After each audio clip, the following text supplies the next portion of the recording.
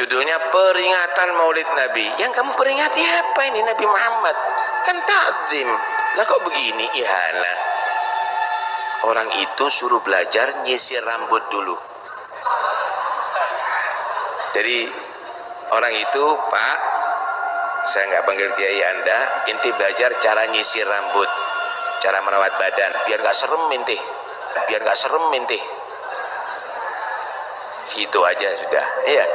Nah, tapi yang jelas perlu ulama mengingatkan dan bukan minta maaf sebenarnya, yang paling penting itu menyatakan tobat dan syahadat lagi. Kami tidak akan menghalangi orang yang marah karena kamu yang memulai. Kami pun juga marah gitu loh. Cuma hukumnya apakah harus dibunuh? Allah alam. Mungkin tuh dibunuh setelah istitabah.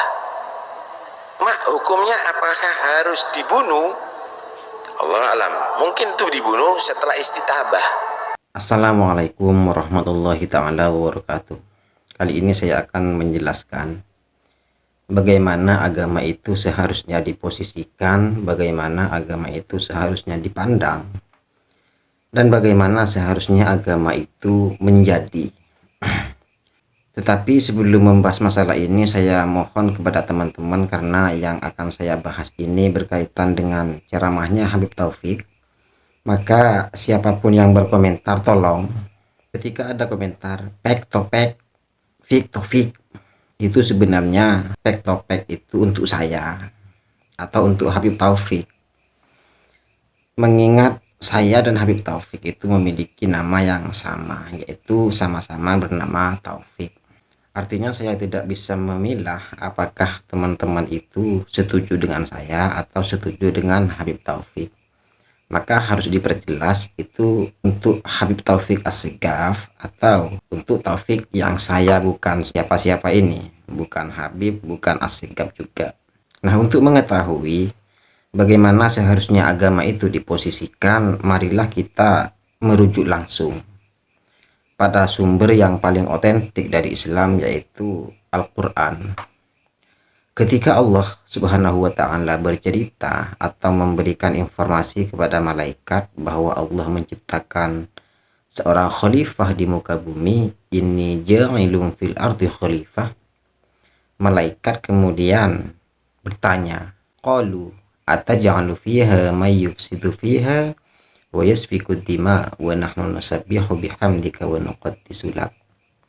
Yang bahasa langsungnya, ya Allah, kenapa engkau menciptakan makhluk atau manusia yang itu hanya akan melakukan pertumpahan darah, yakni saling membunuh, sementara kami sebagai malaikat sudah mensucikan engkau, sudah bertasbih kepada engkau. Maka Allah Subhanahu wa Ta'ala menjawab, qala inni a'lamu ma la ta'lamun, sebagai bantahan terhadap malaikat, atau itu sebagai jawaban yang akan menghapus keraguan-raguan malaikat bahwa makhluk yang diciptakan oleh Allah itu sendiri adalah makhluk yang akan membuat kerusakan di muka bumi.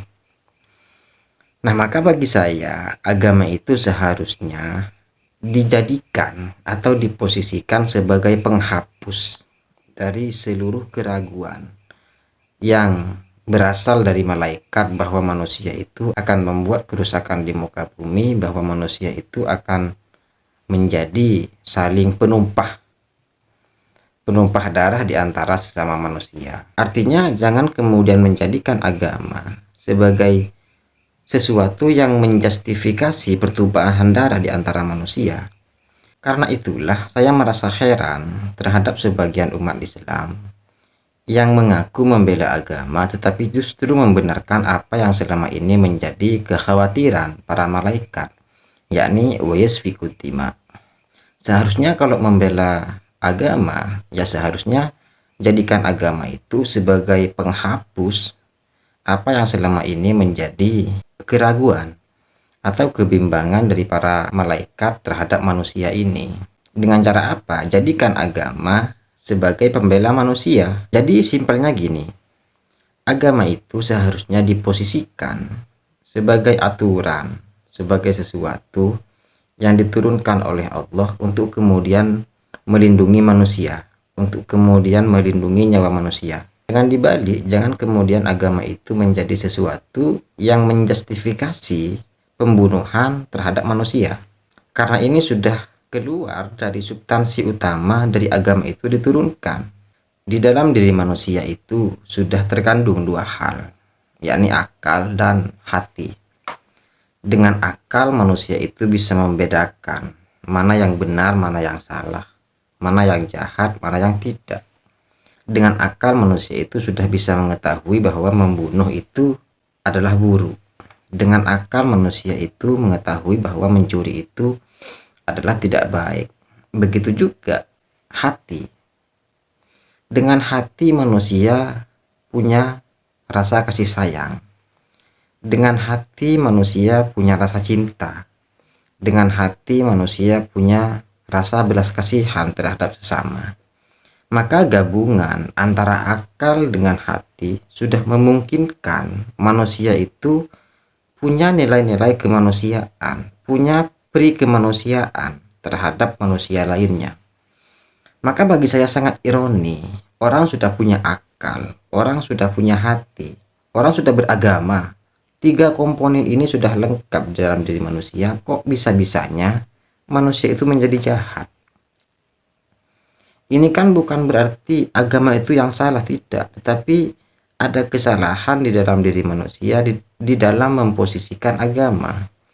Agama yang seharusnya dibangun sebagai sesuatu yang membela manusia, tetapi seringkali disalahgunakan sehingga agama itu menjadi sesuatu yang menjustifikasi pembunuhan. Islam misalnya melarang pembunuhan. Itu sebagai bentuk pembelaan Islam terhadap jiwa manusia. Islam melarang minum khamar sebagai bentuk pembelaan Islam terhadap akal manusia. Islam melarang perzinahan sebagai bentuk pembelaan manusia terhadap harkat dan martabat keturunan manusia. Islam juga melarang pencurian sebagai bentuk pembelaan Islam terhadap harta manusia. Jadi semua ajaran-ajaran yang ada di dalam Islam adalah dalam rangka membela manusia, baik itu harta manusia, baik itu keturunan manusia, baik itu akal manusia maupun harta manusia. Semua yang berkaitan dengan manusia itu dibela habis-habisan oleh Islam. Maka sebagai poin terpenting di video ini, jika kalian ingin membela agama, maka belalah apa yang dibela oleh agama. Jika agama membela nyawa manusia, maka hargailah nyawa manusia.